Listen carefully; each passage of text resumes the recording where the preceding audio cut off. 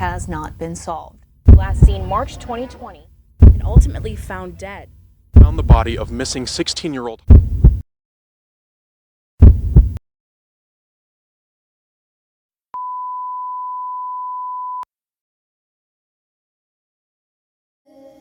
Hey, oh, ha. Hey, oh, ha. Hey, oh, hey. Hey, ana, ha, yo.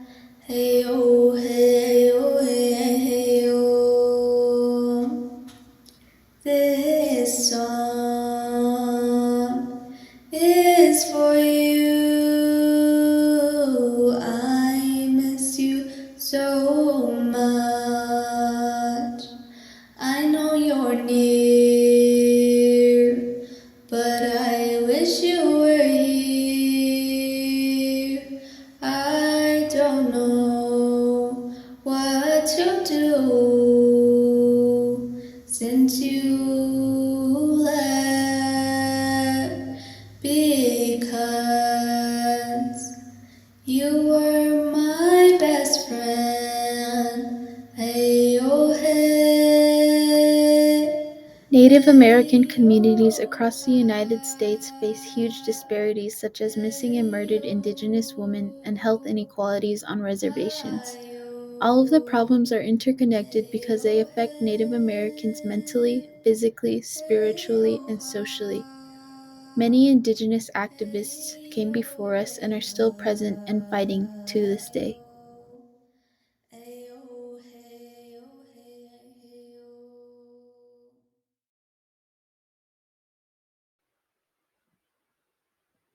My name is Angela.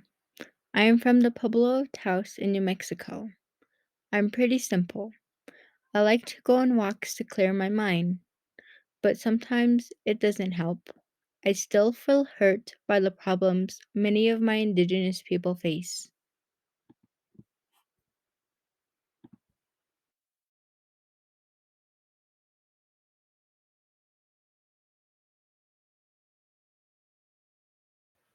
My name is Maria.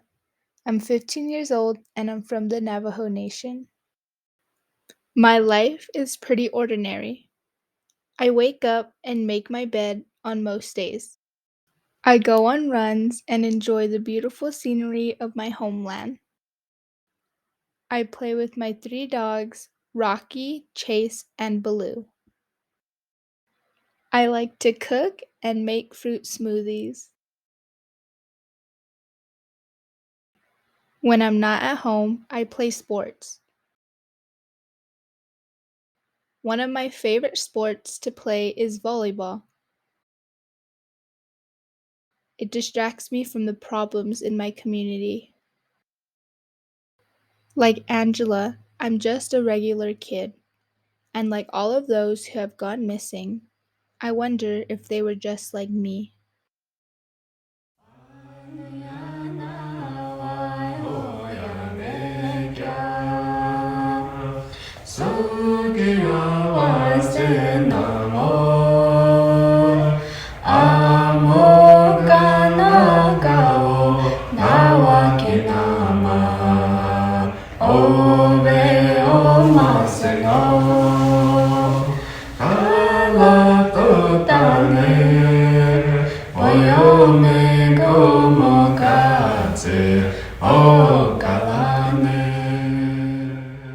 There's several cases of missing, murdered Indigenous women who have still not been found in Albuquerque. I search, I pray. There's hopes that one day she'll call. I'm going to continue search for her. Historically, the Indigenous peoples of America have been living on this land for 15,000 years, immigrating through an ancient land bridge from Asia. Traditionally, we believe we have been here since time immemorial. Present day, we make up about 3% of the United States population. In New Mexico, we make up 11% of the population, with there being 23 federally recognized tribes, the 19 Pueblos, the Navajo Nation, and 3 Apache tribes, all of which constantly face huge problems throughout their lives. One of those problems being MMIW. But what is MMIW? The acronym MMIW stands for Missing and Murdered Indigenous Women. Other acronyms include MMIW G2S, Missing and Murdered Indigenous Women, Girls, and Two-Spirit, and MMIW and R, Missing and Murdered Indigenous Women and Relatives. Missing and murdered Indigenous women have been present in our communities since early colonization. Today, 4 out of 5 Native women are affected by violence. Nationwide, Seattle and Albuquerque are the top 2 cities with the most MMIW cases. The missing story of Mae Begay is just one of the many heartbreaking cases. As Native Americans, we face many health inequalities on our reservations, just like MMIW.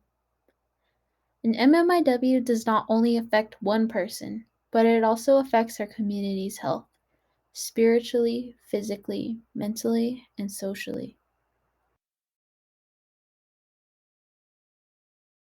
As Natives, spiritual health includes traditional customs such as dancing, singing, and music. Food was made from Mother Earth, bread was made in ovens, fruit and vegetables were grown within farms, meat was hunted for and raised inside communities, and exercise was done while doing chores. As compared to now.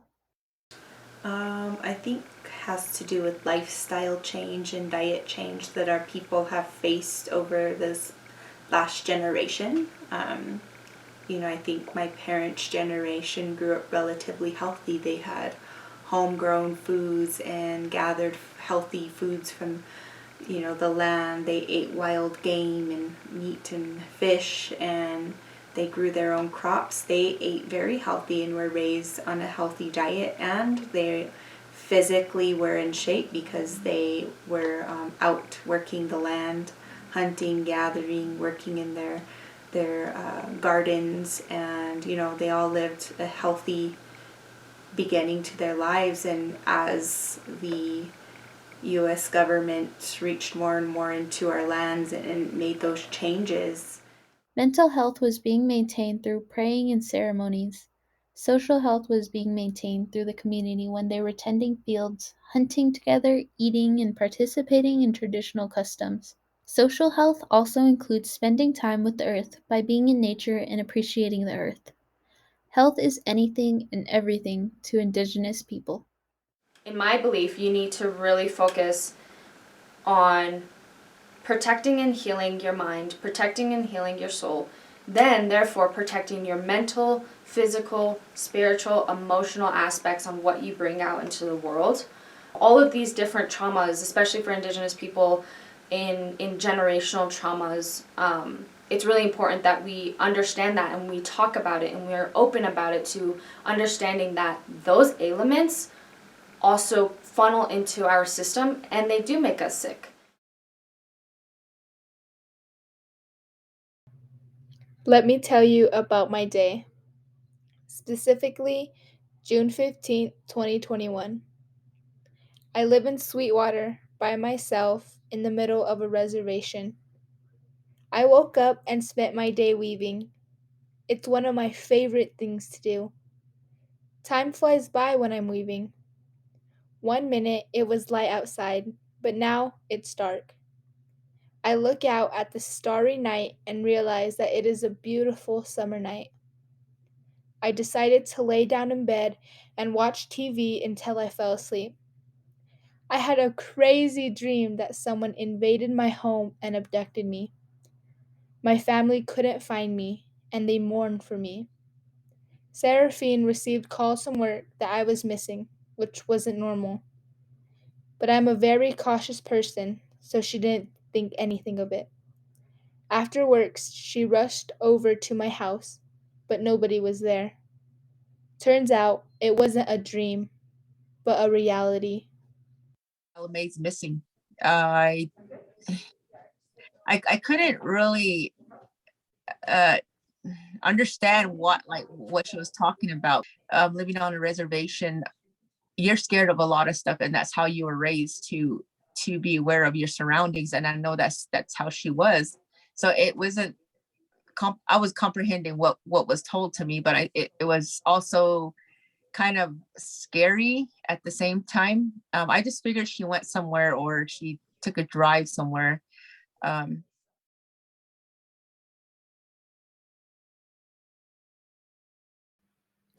Last night I had a dream. So it was March 27th, a cool spring day. My family, including my mom and I, were leaving for Albuquerque so I could get dropped off at my boyfriend's house, just like I've always done.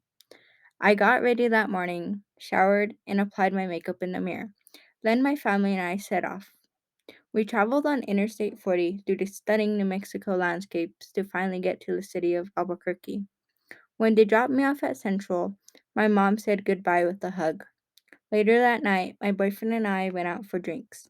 Things went unexpectedly, and I found myself leaving his home with someone I met that night. I then dreamt about my mom being upset that I was gone. She was posting flyers everywhere, calling the detective, and texting me nonstop. I saw my face on the news. People were looking for me. I was missing. This is not mine, but Pepita Red Hair's true story. She's a 27-year-old girl, still missing. But this could also happen to me. Our Indigenous community has remained resilient throughout the many tragic moments in our history, such as colonization, genocides, things that were meant to kill the Indian, save the man. MMIW is just one of them. We believe that though our community may be dismembered, we will do as we always have to overcome this pandemic, stay unified, hopeful, and strong.